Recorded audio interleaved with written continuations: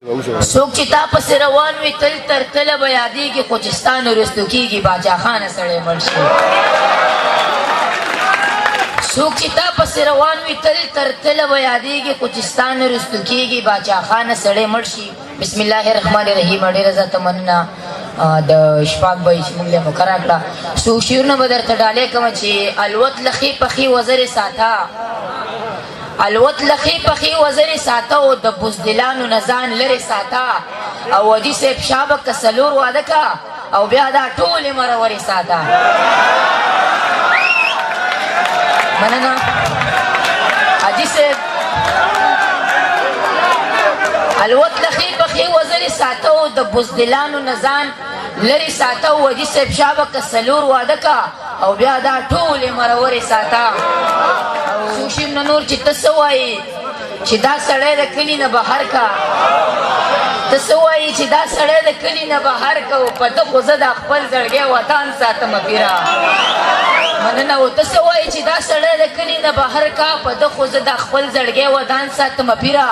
او زما په دروازو کې سره ټیټي ته حاجت نشته، زما په دروازو کې سره ټیټي ته حاجت نشته، او زه دنګې دروازې ساتم او خان ساتم پیره.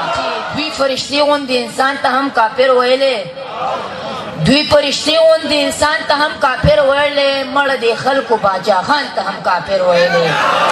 او زه د بابا په نظریه باندې ښه کلک ولاړ یم، زه د بابا په نظریه باندې ښه کلک ولاړ یم، زه یې په لار یم جوما ځان ته هم کافر ویلې. شمه خیر دی چې مې ورک ایمان راوړی دی، ورک دې شمه خیر دی چې مې ورک ایمان راوړی دی، او امن یو مسلک دی ما پې کلک ایمان راوړی دی.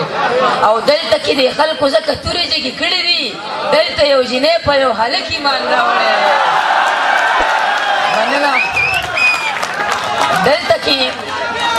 دلته کې د خلکو ځکه تورې جګې کړي دي، دلته یو جنۍ په یو هلک ایمان راوړی دی. چې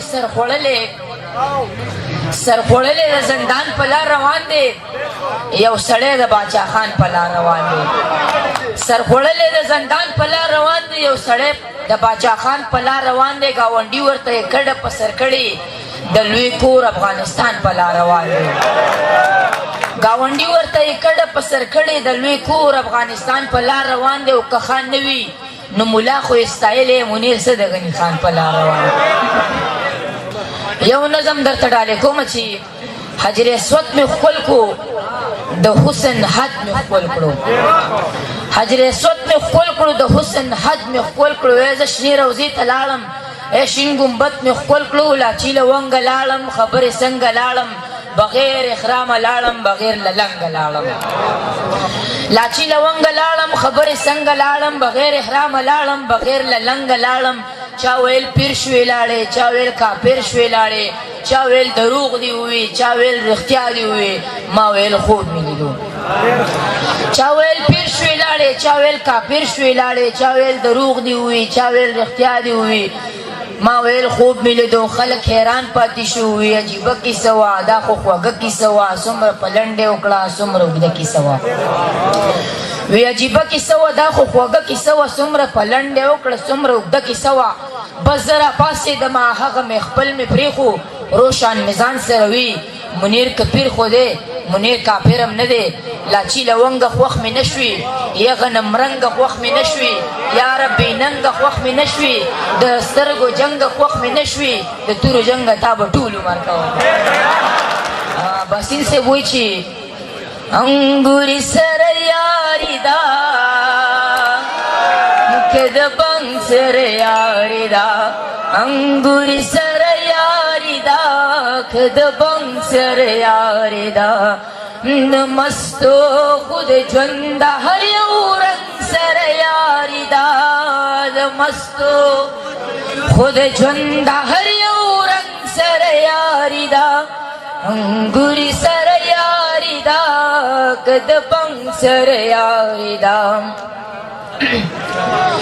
جبین له غوړې ستوري او سپوږمۍ د غاړې هار لا، جبین له غوړې ستوري او سپوږمۍ د غاړې هار لا، جبین له غوړې ستوري او سپوږمۍ د غاړې هار لا، جبین لغواړي ستوري او سپوږمۍ د غاړې هار لا زما خود یو داسې شخوشن سر یاري دا زما خود یو داسې شخوشن سر یاري دا انګور سر یاري دا که د بنګ سر یاري دا تا پسې اشنا نه جوړه شوی یم تا پسې اشنا نه جوړه شوی یم او راشه که نه بیا نه جوړه شوی یم تا پسې اشنا نه جوړه شوی یم او راشه که نه بیا نه جوړه شوی یم